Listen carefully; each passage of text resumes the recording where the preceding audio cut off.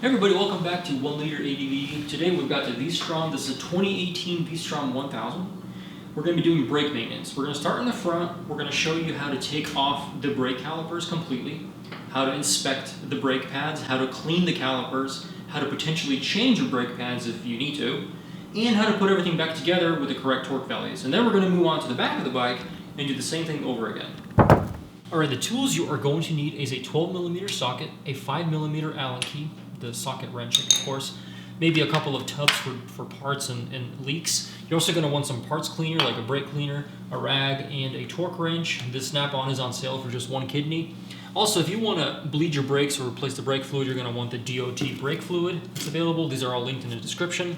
You're also going to want an 8mm wrench for the bleeder valve, a little line for just a cleaner process, and a syringe. These lines, by the way, are just the ones you get for like small gas engines, like lawnmowers from your local auto parts store.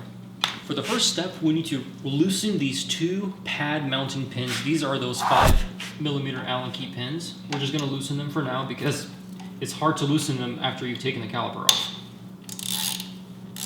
Now we can take our 12mm socket and completely remove the two caliper bolts.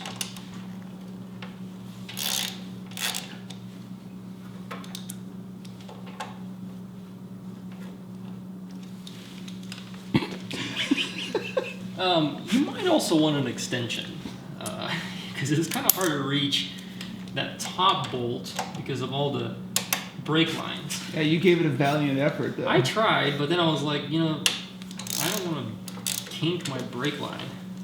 Anyway, both are loose, so I'm going to go ahead and remove them. So yeah, what size rotors does the Vstrom have off the top of your head? Do you know? You know, 310mm rotors. Actually, I have no idea. That's a wild guess. They do look large. The Vstrom 1000 has some of the best front brakes. This is something you hear from like every reviewer out there. Okay, I'm going to carefully slide this off the rotor. Don't forget you have an ABS line right here. You don't really need to remove it, but don't yank on this. Here's my caliper. You can see the two pistons, and here's your brake pads. In order for your pads to completely come out, you're going to want to remove the two pad pins. We've loosened them already, so it should be just hand tight to remove them. There's one. Let's pull that one out. Once you pull the pad pins out, you'll find that the pads are pretty much floating loose, and you can carefully grab them. And for my sake, I'm going to remember the Tokiko side is left side, and here's the right pad. Set this down too. And we can just carefully let this hang down here. It's okay, it's not too heavy. Okay, so here's my left brake pad. Little tip here. So these grooves are considered sort of your gauges to find out how thick your pads are and how much life they have left. If I clean this out, we'll notice that there is still a considerable amount of depth here. I'm not going to measure this with a caliper, but the purpose of these is to say, hey, once this groove here, these two grooves, once they're gone, once this brake pad comes all the way down and gets worn out, you need new brake pads. Ideally, you want to do it before it becomes flat, but in our case, we actually have quite a bit of depth in here left, so there's absolutely no point spending, you know, over $100 on a new set of brake pads for the front and back. I've got a little brush here and a little bit of simple green. What we're going to do is, just because we go off-roading so much and stuff, there's so much dust in these calipers, we're just going to do a quick little clean. Nothing crazy. Did your wife catch you stealing your toothbrush? Because you're using a paintbrush. I did not use a paintbrush on mine. Yeah, I was not able to get away with sneaking out of the house with a toothbrush. Michael! Quick little word of advice, and this is just what Suzuki says. So, while the brake pads are out of the calipers, try not to press your brakes because these pistons are going to get engaged, and it's just going to be really hard for you to put the brake pads back in unless you use something to pry the pistons back in, which you can do if you have to. Just be careful. Alright, this is somewhat clean now. I'm going to go ahead and take my brake pad. Now I have my left brake pad here. This little plate's still on the brake pad. Make sure that's on there. And you also notice that there's a spring in the back of the caliper. That stays in there. You don't want that out. Slide your brake pad back in. It's super easy on the Vstrom, unlike some bikes. Mm-hmm. Slide that back in. Take your other brake pad, and that'll go right in too. You shouldn't make fun of the Yamaha like that. James isn't here to protect himself. I was referring to the Africa Twin, actually. Oh. And when you put these in, you'll notice that the holes will line up with your pad security pins that go in here. Remember those 5mm Allen key bolts? So we're gonna do that next. So we take these brake pad pins and we'll lube them up with something like a graphite grease. And then with the brake pads in there lined up with the holes, you can go ahead and slide your pins back in. If everything's lined up, they should go right in. And now I'm gonna grab my 5mm Allen head and start tightening these up again. I'm not gonna go super tight because we just need them to stay in. We will torque them down once the calipers are back on the motorcycle. Okay, so we're ready to put the calipers back on the brakes, but first thing we're gonna do is take the mounting bolts and we're gonna put some blue Loctite on there. Just a little dab. If you haven't messed with your brakes, like your lever, they should be still in the same position. And they'll line up with the little collars on here. And I can go ahead and insert my caliper bolt. So first we want to torque the two mounting bolts to 28.5 foot-pounds of torque, or pound-feet of torque, however you say it.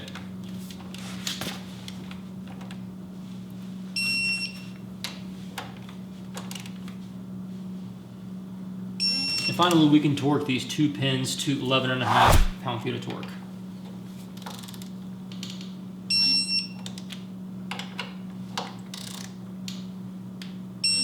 The front of the brakes on the Vstrom are symmetrical. That means that you just do the exact same process on the other rotor.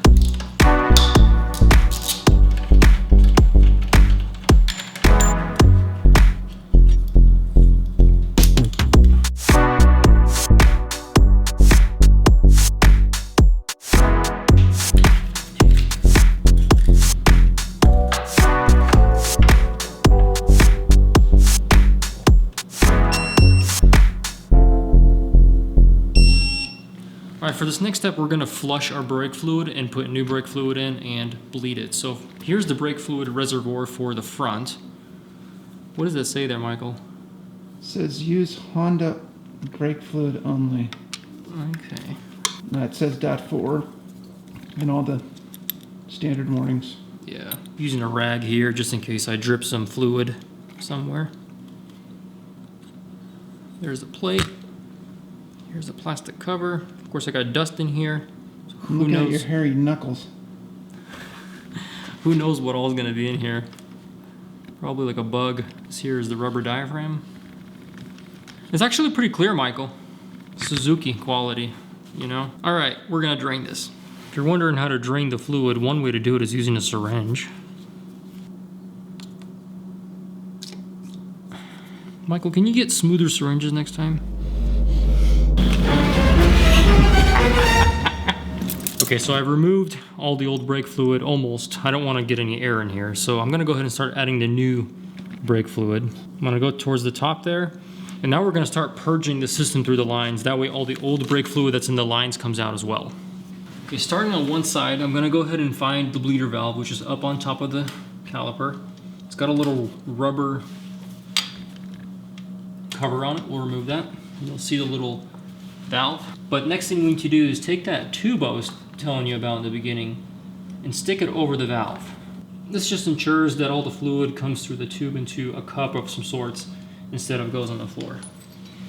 Now what I'm going to do is, using my 8mm, I'm going to loosen the valve, and that should open up the ability for me to press the front brake lever and have fluid come out. Let's see if any fluid comes out.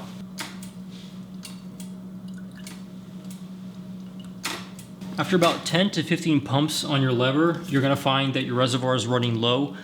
That's probably enough to have gotten all the fluid out. I'm going to refill that reservoir up on top, and then we can purge through the other side, which is going to be the same process. All right, now that I've ran the fluid out of both of the front brakes, I'm going to go ahead and top this back up and leave it just enough space to where the diaphragm and everything can go back in without overflowing.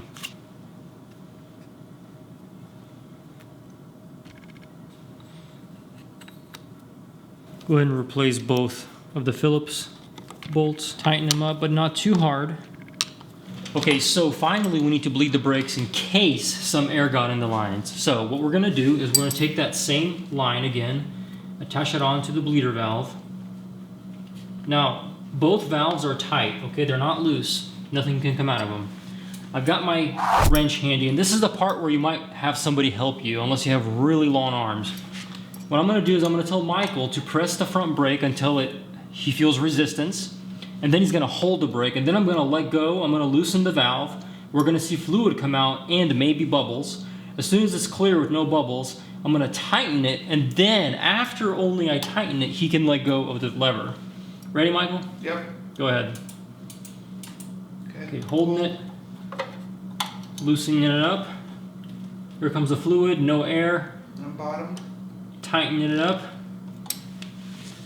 and you can let go. And that's it. That's how you bleed your brakes. If you have a lot of air coming out, you need to do this over and over until there's no more bubbles coming out. Okay, so if you thought you're done, you're not done yet. You have to torque the nipple. We need a very deep socket to torque the nipple at 5.5 foot-pounds of torque. Okay, now we're going to work on the rear brake. I've taken the liberty of removing my beautiful Leo Vinci muffler. You don't have to do that necessarily, but it does help for the video purpose so you guys can see everything. First thing we need to do is we need to remove this pin bolt that holds in the brake pads. We're going to use our same 5mm Allen key. We're going to not only loosen it, but we can go ahead and completely remove the pin. Okay, now using a 10mm socket, we are going to remove this bolt right here, the caliper bolt. We're going to loosen it and completely remove it. If you've done everything correctly, you should be able to pivot the entire caliper up. This is sort of a convenience situation because you can do this in the field.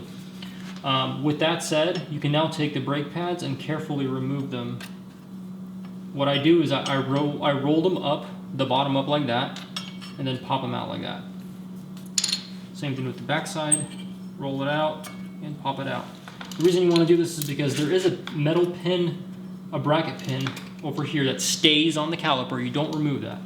Okay, so the calipers are inspected and they're clean. The rotor is cleaned up. Also, my bike, just for clarity, has right over 10,000 miles at this point, and I assume these are original rear brake pads. And because we don't really use our rear brakes as much when we ride motorcycles, you can expect your rear brake pads to last quite a bit long. In my case, there's no point replacing them. If you are going to replace your brake pads, you need to make sure you take this metal plate off and the white spacer in between and reuse it, unless your new brake pads from Suzuki came with a replacement plate and white spacer. Just for more clarity, I'm going to show you guys what's going on here. Here's the spring, the little clip that's in there, that stays in there. Here's the brake pad. We're going to insert the brake pad flat ways in, so this little tip will go inside the top of the spring, shimmy it in there, and then you can stick it in all the way like that. The back side is the same way, except for you just have less visibility. Okay, we can go ahead and mount the caliper back on. This is the caliper mounting bolt. We're going to put just a dab of blue Loctite on there. And you might have to push this down a little bit. It is kind of spring-loaded because of that, the way it's designed. And then match up the threads. Make sure you're not cross-threaded. I'm going to hand tighten this for now. I'm going to add a little bit of grease on here. Ideally, you want to use graphite grease. Make sure you line it up with the ears of the brake pads and then with the back side of the caliper, and that should start rotating in. I'm going to hand tighten that for now. The caliper 10mm bolt, socket bolt, is 13 pound-feet of torque. The pin is 11.5 pound-feet of torque, and that's your 5mm Allen.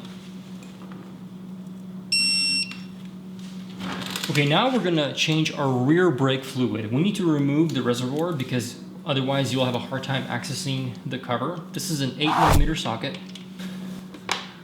Okay, now that's removed, we can kind of let it hang in midair, and we're going to remove the cap carefully. I've got a rag handy here just in case. I'm going to carefully remove the cap and then clean off the top plastic cover, and then carefully remove that with the rubber diaphragm. Don't yank on this too hard because it's probably seized up just a tiny bit after being there for so many years. Alright, so now we need to go ahead and flush the old brake fluid out. This is the bleeder valve, just like in the front. It has a rubber cap on it. We'll remove that cap. Also, just like on the front, this is an 8mm key, and I'm going to use my trusty old line here just to reduce the amount of brake fluid spilling where I don't want it to spill. And let's say you do not have a syringe like I do.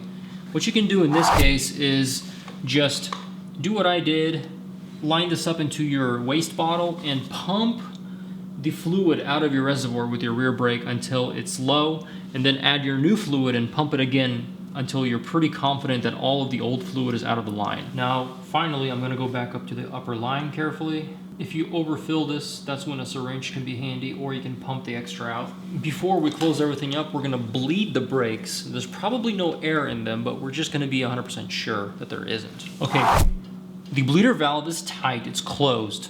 Now I'm gonna go ahead and pump and push down on the rear brake and keep pressing it down. Now I'm going to loosen the bleeder valve, make sure there's no bubbles coming out, tighten it back down, and after it's tight, I'm gonna let go of the rear brake lever.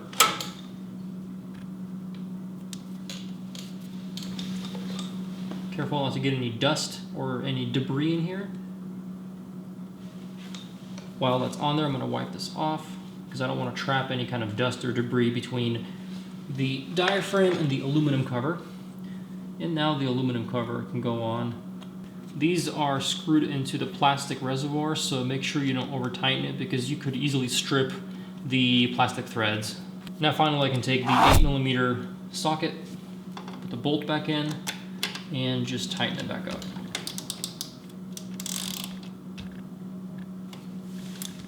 Did you know that we have videos where we actually ride our motorcycles? Check out our off-roading and adventure videos, and while you're at it, subscribe to the channel.